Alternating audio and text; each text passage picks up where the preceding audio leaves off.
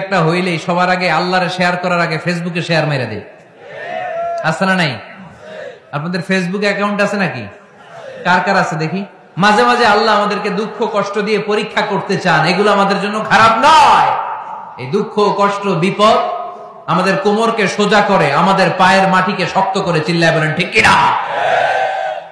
প্রতিকূল পরিবেশে কিভাবে বাঁচতে হয় এই দুঃখ কষ্ট আমাদেরকে শিখায়।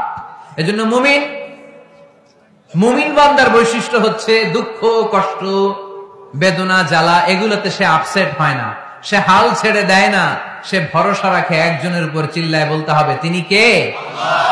কারণ মুমিন জানে রাত্রি যত গভীর হয় অন্ধকার তমানিসা ভেদ করে সুবহে সাদিক হয়। মুমিন জানে গর্ভবতী নারীর পেটের ব্যথা যেই দিন বাড়তে থাকে ওই দিনই নতুন মেহমান আগমনের সময় ঘনাতে থাকে। মুমিন জানে তার জীবনে দুঃখ কষ্ট বিপদ যত বাড়তে থাকে সুখের দিন কাছে আসতে থাকে। এজন্য মুমিনের হারাবার কিছু নেই। ফাইন্না মাআল উসরি ইউসরা, ইন্না মাআল উসরি ইউসরা। নবী হে, কষ্টের পরেই আছে আনন্দ, দুঃখের পরেই আছে সুখ। আপনি সমস্যায় পড়েছেন, ওই সমস্যার সমাধানও আছে না নাই? এই পৃথিবীতে এমন কোন সমস্যা আছে যেটা সমাধান নেই? কথা বলেন। সমস্যা তৈরি করেছে কে?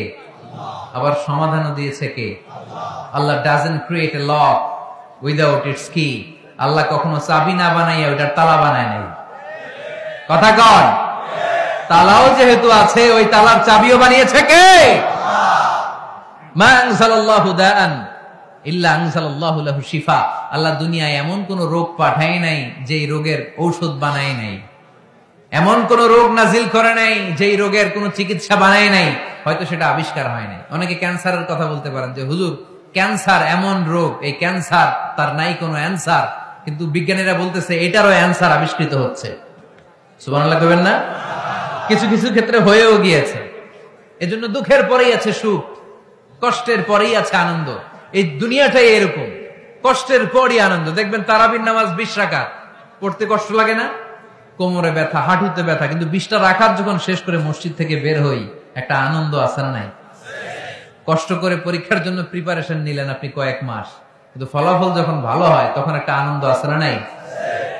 সারাদিন রোজা রাখলেন রমজানে, কি কষ্ট, তৃষ্ণায় গলা ফেটে যায়, কিন্তু ইফতারির সময় যখন রুহাবজা শরবতটা খাই কেমন লাগে? একটা আনন্দ আছে না নাই? এজন্য আল্লাহ বললেন فَإِنَّ مَعَ الْعُسْرِ يُسْرًا إِنَّ مَعَ الْعُسْرِ يُسْرًا। ও নবী, কষ্টের দিন মক্কায় অল্প কিছু দিন, মদিনাতে আনন্দের দিন অপেক্ষা করছে। আমাদের জীবনে যদি দুঃখ কষ্ট আসে আমরা ধৈর্য ধরবো, তাওয়াক্কুল করবো একজনের উপর, তিনি কে? কারণ আমরা বিশ্বাস করি কষ্টের দিন এটা চিরকালের জন্য নয়, সামনে আনন্দের দিন আমাদের জন্য সেট করে রেখেছে কে?